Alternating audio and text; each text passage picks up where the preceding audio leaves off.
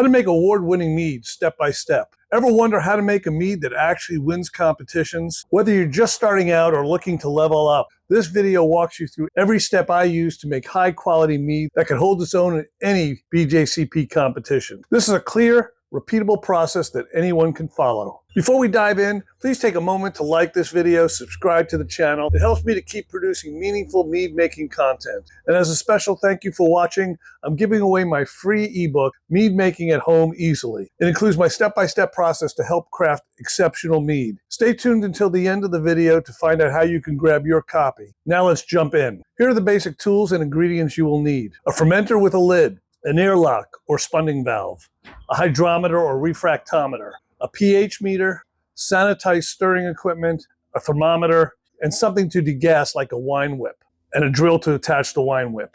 Ingredient-wise, you'll need good quality honey, clean water, preferably filtered or reverse osmosis water, yeast that suits your style, and Fermaid O for nutrients. Also, having a digital scale, measuring spoons, and sanitizer like Star San also helps a lot. Avoid using chlorinated tap water.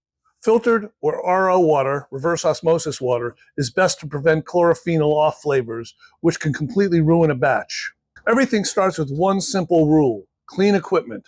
That means I sanitize every item that will touch the must: fermenters, buckets, spoons, tubing, everything. One shortcut here can ruin an entire batch.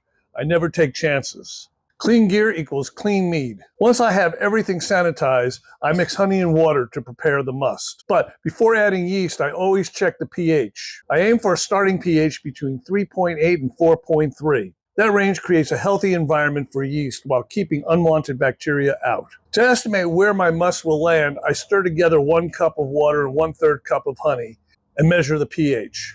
This quick test helps me decide whether I need to adjust acidity before building the full batch. When scaling up, I typically use a 3-to-1 ratio of alkaline water to honey. The water I use is usually around pH 8 to 9.5. I also shoot for a starting gravity about 11-20, ideal for semi-sweet mead that finishes around 13 to 14% alcohol. If my honey is crystallized or thick, I warm the container by placing it in a pot of 100 to 105 degree water. That's warm enough to make it pourable again without damaging the flavor or aroma of the honey. I don't boil or pasteurize the honey, ever. Heating too much risks driving off the natural aromatics that make each honey unique. Once everything is dissolved, I take the original gravity reading using both a refractometer and a hydrometer. Refractometers are great for the beginning, but once fermentation starts, alcohol throws off their accuracy. That's when I rely on a hydrometer to get precise final gravity readings. Before pitching the yeast, I double check my fermentation setup. Depending on the batch, I either attach an airlock or a spunding valve for pressure fermentation. More of that bonus tip coming up. Yeast choice matters a lot. I always read the yeast spec sheet. For example, QA23 thrives between 59 degrees Fahrenheit and 64 degrees Fahrenheit and tolerates up to 14.5% alcohol. Matching your yeast temperature and alcohol tolerance to your batch ensures smoother fermentation with fewer off flavors. Besides QA23, I also like 71B for fruit-forward meads and D47 for traditional batches with a smoother mouthfeel. Yeast also needs nutrients. I only use Fermaid O and follow a 4-stage staggered nutrient schedule. I never use DAP. It's too harsh and unnecessary if you feed your yeast properly. I typically dose about 1.25 grams of Fermaid O per gallon. Temperature control is just as important. I ferment between 65 and 68 degrees Fahrenheit, and that's inside the vessel, but I try to stay on the lower end. Staying below 66 degrees Fahrenheit keeps fermentation clean and prevents fusel alcohols, which can taste hot or solvent-like. If it gets too cold, fermentation can slow down or even stall. During the first 3 to 5 days, I degas the must twice daily.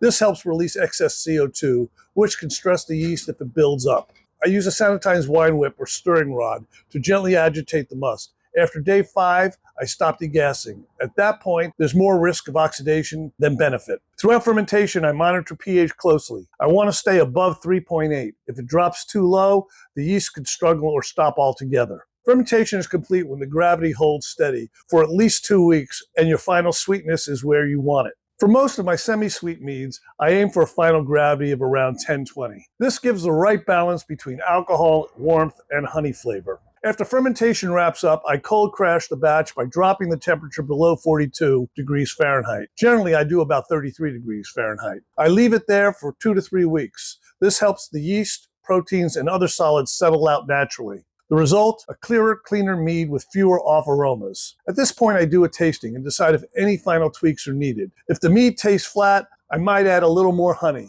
a touch of acid, or some tannin to bring the flavor into balance. Sometimes I use oat cubes or fruit additions to add complexity, but only after fermentation is 100% complete. I rarely use fining agents. If I've cold crashed properly and haven't added anything back in that might restart fermentation, I don't usually need them.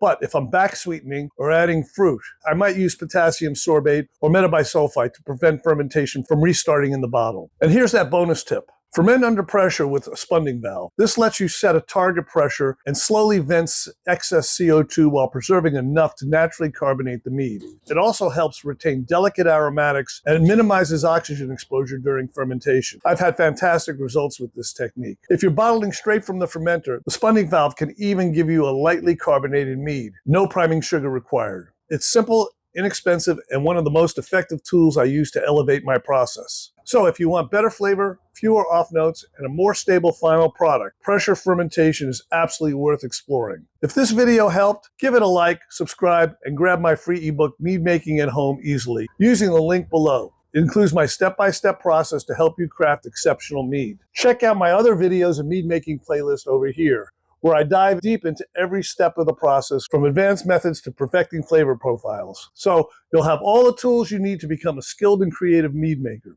Let me know in the comments if you have any questions. I'd love to hear from you. And if you're wondering whether to rack into a secondary fermenter, here's my take. I don't usually rack unless I'm adding fruit or oak. If you ferment clean and cold crash well, it often is not necessary. Anyway, till the next video, happy mead making. Cheers.